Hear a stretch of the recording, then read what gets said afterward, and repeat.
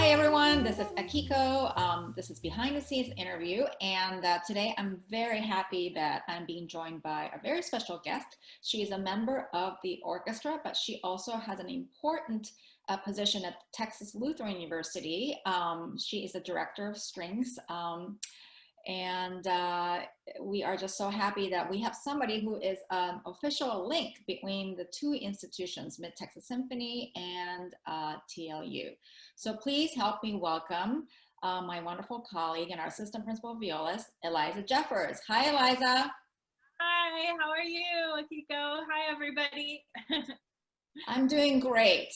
So thanks for being here today. I know you're super busy with your teaching at TLU this fall, and especially with all the new things that come with the pandemic and everything.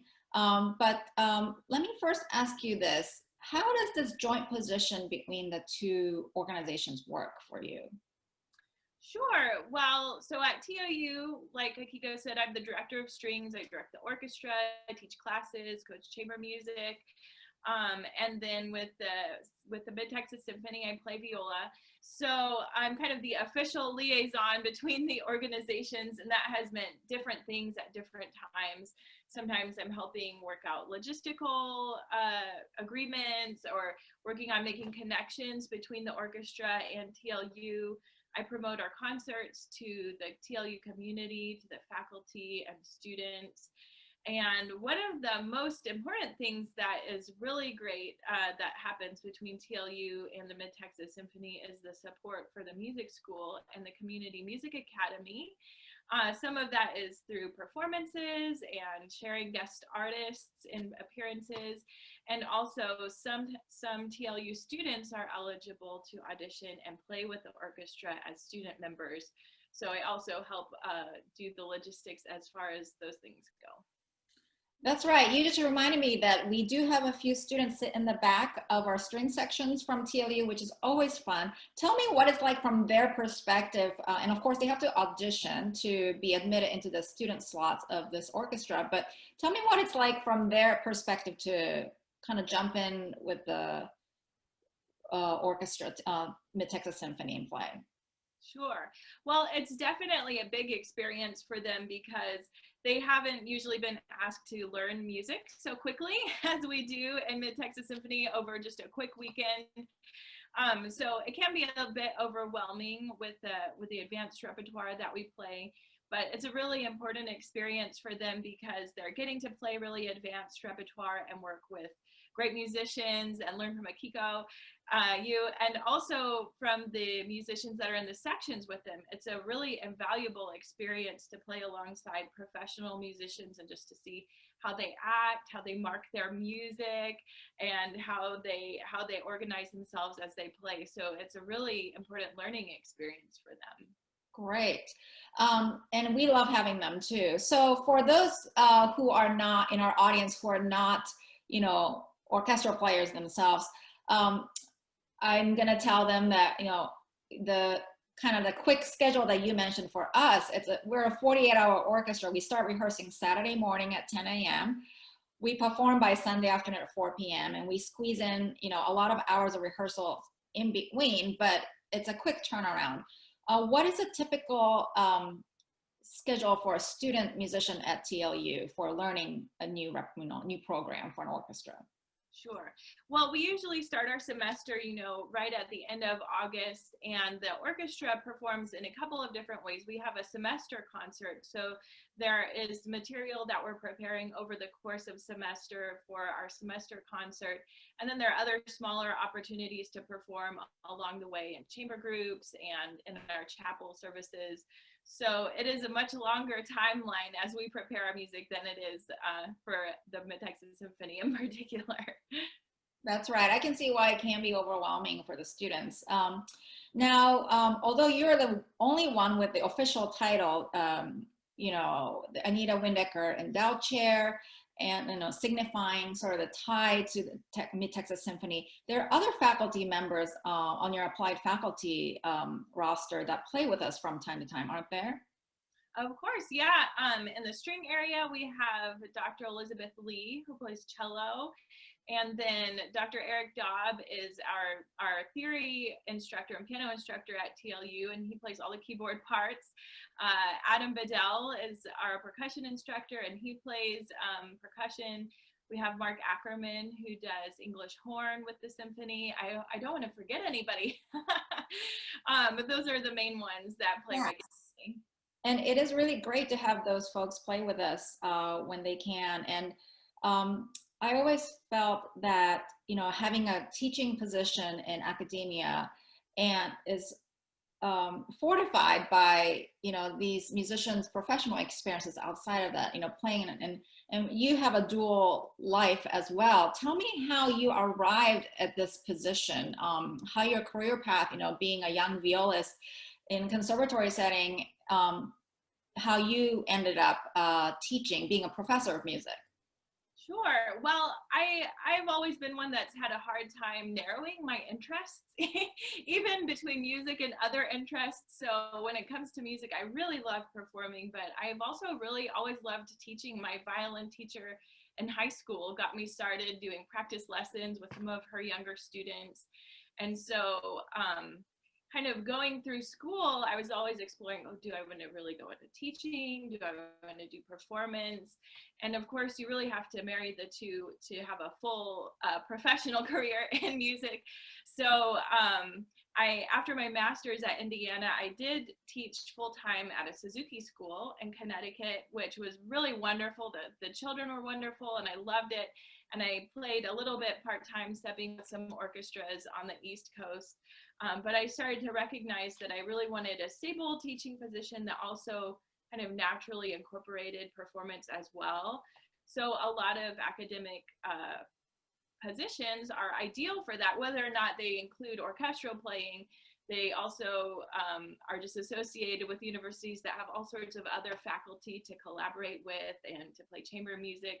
So I thought it would be kind of the ideal combination. And then once TLU came along, that was the perfect position. I actually did win a full-time orchestra position a year before I finished my DMA, but I put it on hold because I really knew that I was holding out for an academic position. And this one was really great because it incorporates the Mid-Texas Symphony and all the teaching as well. I had no idea. Well, we're very lucky to have you, that you chose to kind of stick it out and waited for the TLU position to come up. Can I ask what the orchestra position was that you had won? It was Spokane Symphony. So it's a smaller regional orchestra, but it's still a full-time. Oh yeah, yeah. And I know some folks that play in it. It's a great orchestra. Totally different part of the country.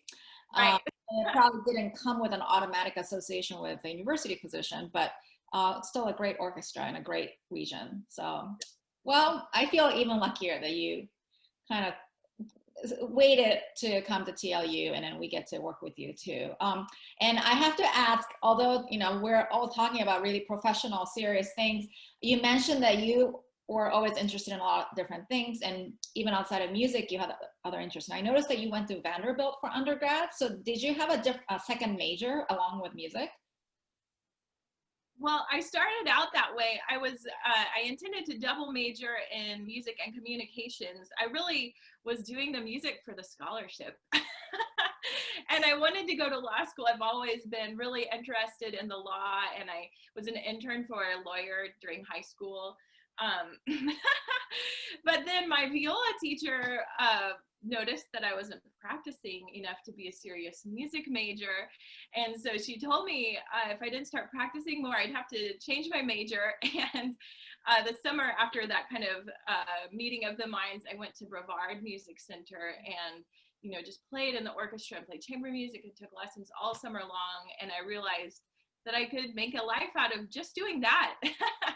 So I came back to school and dropped my other major and started practicing more. And so just kind of took that trajectory. But I still keep my interest in the law and lots of other areas, of course.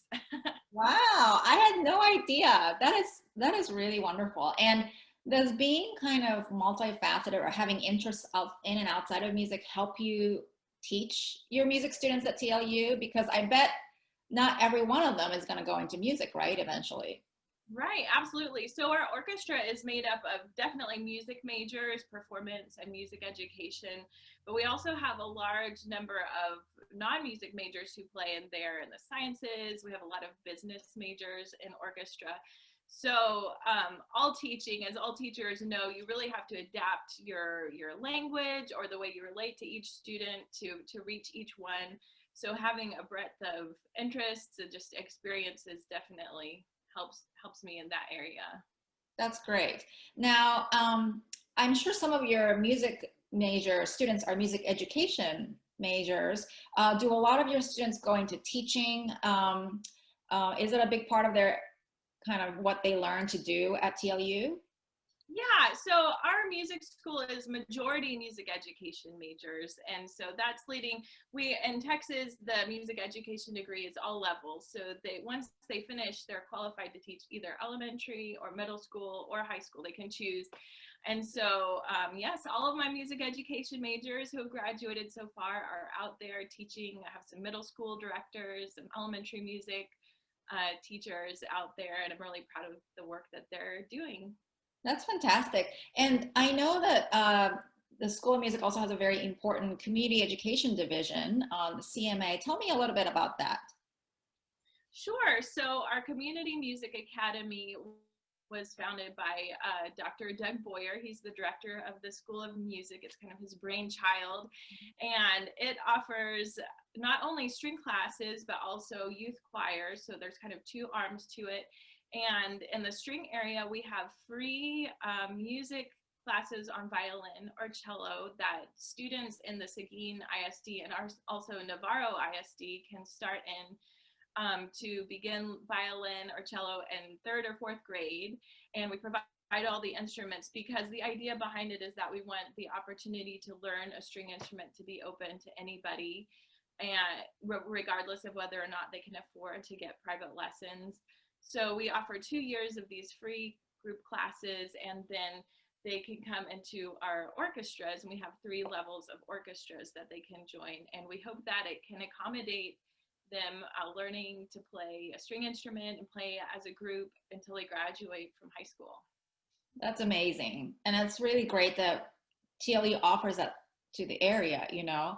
Now, how have you been directing your orchestra during this pandemic? Because I know you and Liz are preparing a little video for us, you know, using the student orchestra musicians. Tell me how you've been dealing with the pandemic and the challenges that come with performance during the pandemic.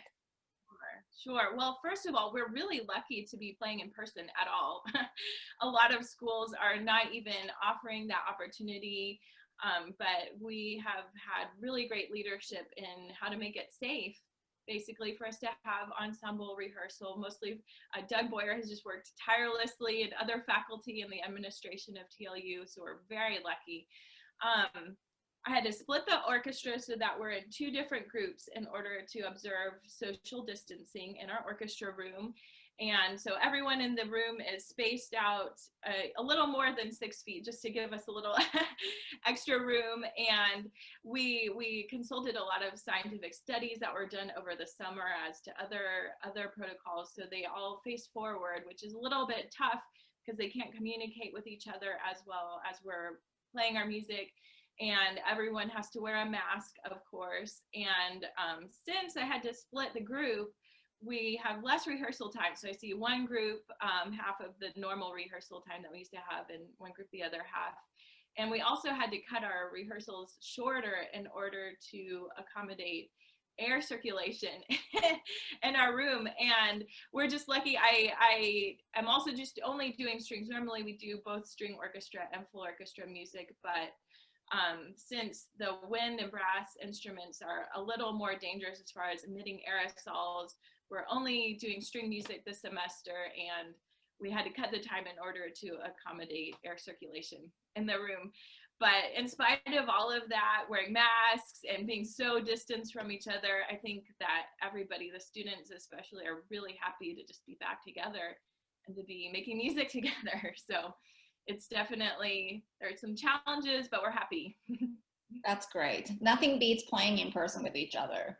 Right. And I think for me, especially because I'm a conductor and, as you are, and we are nothing without our musicians because we don't make a sound. So this has really driven home the importance of other people for me to make music with. So great lesson. I knew this before, but, even more poignant now, I think. So, and it's great that the TLU music department has worked so hard to make it safe for the students to get together, because it's really important, even if it's under an unusual circumstance. So tell me a little bit about this video that you are preparing with the students and Liz. Sure. So first of all, a major shout out to Liz Lee because she is the technological mastermind behind making the video for this message. She was really instrumental in helping me make the click tracks, and she's going to put all the tracks together. So a huge thank you to her for that, and also her beautiful cello playing. And in this message, it's really integral to my goal for the students for this semester, which was really just to celebrate being back together, as I said, and playing music in person. Having our semester cut off short last year was really tough, and really everybody missed each other so much. So I wanted to just celebrate that, and also help them use music as a stress reliever, to relieve anxiety, just as an escape from everything else that's going on. So it's kind of a lot of cheerful music and stuff that I thought that they would really enjoy playing together. And I also wanted to feature some of our TLU students, who are the students who play in the back of the string sections with mid-text.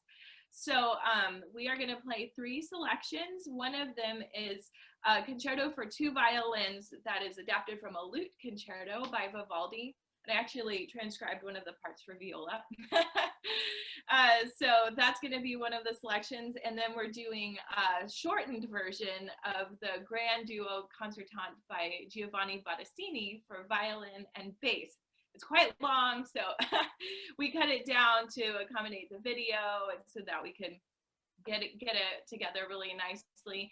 And that's going to be with another 2 string players, who the bassist Kevin is graduating this semester, and then Hannah actually auditioned last spring and has not had the opportunity to play with Mid-Texas Symphony yet. But I wanted to acknowledge that she'd had a successful audition and feature her as well. And then since I did have to cut the group and make it a little bit smaller, I wanted to focus on our chamber music skills. And so I actually chose a chamber music piece for us to play together, which is the first movement of Dvorak's string quintet for the regular string quartet instrumentation, 2 violins, viola, and cello, and then also bass, because we have some really awesome bass players, and a lot of time the orchestra parts don't really use all of their skills. So I thought it would be a good opportunity for us to work on playing together as chamber musicians, and also give my bassists something meaty to dig into. So we hope that you enjoy it. I'm going to have the students introduce themselves and the pieces in the video. That's awesome. I can't wait to see. And now that you mentioned Kevin, it reminds me that he is graduating, and he has been such a wonderful addition to the bass section. And this also reminds me, because he used to help with before the pandemic, he was always part of the crew that helped our stage manager, Lacey. I just want to give a shout out to them, to the group of students that always come out and help us set up Jackson and Strike, and help us during rehearsals too. When a musician needs an extra stand or plexiglass shield or something, they've been just really great and carrying heavy things, even to other venues that we performed in when we've been lucky enough to borrow equipment from TLU. So I can't thank TLU enough for giving us you and your position and this relationship and partnership, but also the students that help us out in many ways, and of course all the faculty that play with us, and just being able to perform at Jackson several times this season has been it's been a great home for us, so we really appreciate it. So yeah, we're just thankful to have this partnership, and we hope it continues for a long time. So Thank you. We are too. Having Mid-Texas Symphony at TLU is really, a great cultural opportunity and opportunity for our students. So the thankfulness is mutual. great. Well, thank you so much for joining me, Eliza, today. I hope things continue to go safely and smoothly for you and the orchestra program. All the best, and have a great rest of the fall semester. Thank you. Bye. Bye.